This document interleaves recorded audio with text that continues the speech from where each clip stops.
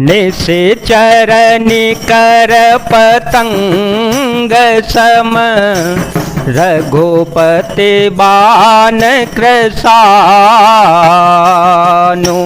जननी हृदय धीर धरो जरे निशाचर जानो। राक्षसों के समूह पतंगों के समान और श्री रघुनाथ जी के बाण अग्नि के समान है। हे माता, हृदय में धैर्य धारण कर लो और राक्षसों को जला ही समझो। जो रघुबीर होती सुधि पाई, जो रघुबीर होती सुधि पाई, करते नहीं विलंबो रघुराई। राम बानर बेओवे जानकी, तम बरोत कह जातो धान की। अब ही मातो में जाओ लवाई, प्रभु आय सो नहीं राम दोहाई। कछुक देवस जननी धरो धीरा, कपिह सहित आए हैं रघुबीरा। श्री रामचंद्र जी ने यदि खबर पाई होती तो वे विलंब न करते। हे जानकी जी, रामबाण रूपी सूर्य के उदय होने पर राक्षसों की सेना रूपी अंधकार कहाँ रह सकता है।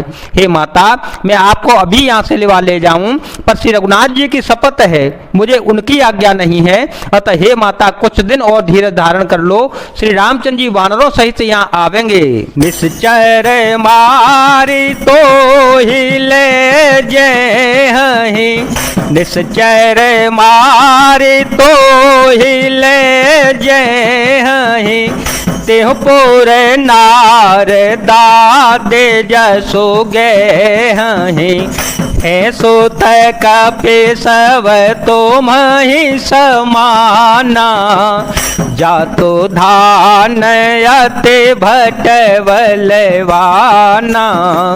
मोरे हृदय परम संदेहा, सुन कपि प्रगट कीने निज देहा। कनक भूधराकार शरीरा, समर भयंकर यते बलबीरा। सीता मन भरोस तव भयो, पुन लघु रूप पवन सुत लयो। और राक्षसों को मारकर आपको ले जावेंगे। नारद आदि ऋषि मुनि तीनों लोकों में उनका यश गावेंगे। सीता जी ने कहा, हे पुत्र, सब बानर तुम्हारे ही समान नन्हे नन्हे से होंगे। राक्षस तो बड़े बलवान योद्धा हैं, अतः मेरे हृदय में बड़ा भारी संदेह होता है कि तुम जैसे बंदर राक्षसों को कैसे जीत पावेंगे। यह सुनकर श्री हनुमान जी ने अपना शरीर प्रकट किया। सोने के पर्वत सुमेरु के आकार का अत्यंत विशाल शरीर था, जो युद्ध में शस्त्रों के हृदय में भय उत्पन्न करने वाला था। अत्यंत वेग, बलवान और वीर था। तब उसे देखकर सीता जी के मन में विश्वास उत्पन्न हो गया। हनुमान जी ने फिर छोटा रूप धारण कर लिया। सोनो माता शाखा मृग, नहीं बल बोधि विशाल। प्रभु प्रताप ते गरुड़हि, खाए परम लघु ब्याल। मंगल भवन मंगल हारी, ध्रुव हो सो दशरथ अजर बिहारी। राम सिया राम सिया राम सिया राम, सिया राम जय जय राम।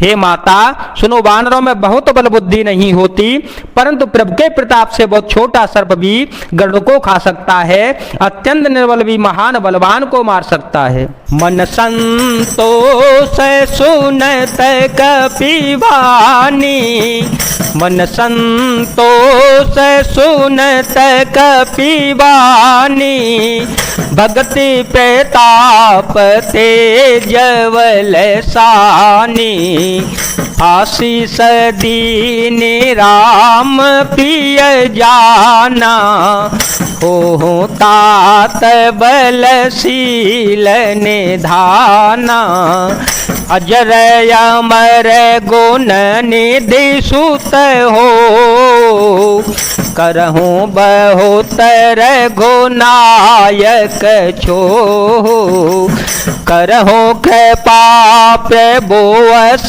सुनि काना, निर्भर प्रेम मगन हनुमाना। भक्ति प्रताप तेज और बल से सनी हुई श्री हनुमान जी की वाणी सुनकर सीता जी के मन में संतोष हो गया। उन्होंने श्री राम जी के प्रिय जानकर श्री हनुमान जी को आशीर्वाद दिया कि हे तात, तुम बल और शील के निदान हो जाओ, हे पुत्र तुम अमर अजर बुढ़ापे से रहित अमर और गुणों के खजाने हो जाओ। श्री रघुनाथ जी तुम पर बहुत कृपा करें, प्रभु कृपा करें। ऐसा कानों से सुनते ही श्री हनुमान जी पूर्ण प्रेम में मग्न हो गए। बार बार नाये श्रीपद शीसा, बार बार नाये श्रीपद शीसा, बोला वचन जोर कर कीसा, अब कृत कृत्य भयो में माता, आशीष तव अमोघ व्याख्याता, सुनहो मातो मोहे अतिशय भूखा, लागे देखी सुंदर फल रूखा, सुन सुत करहि विपिन रखवारी, परम शोभट रजनी चर भारी, तिनकर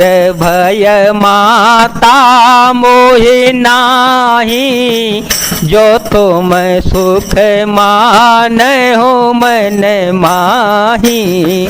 राम सिया राम सिया राम सिया राम, सिया राम जय जय राम।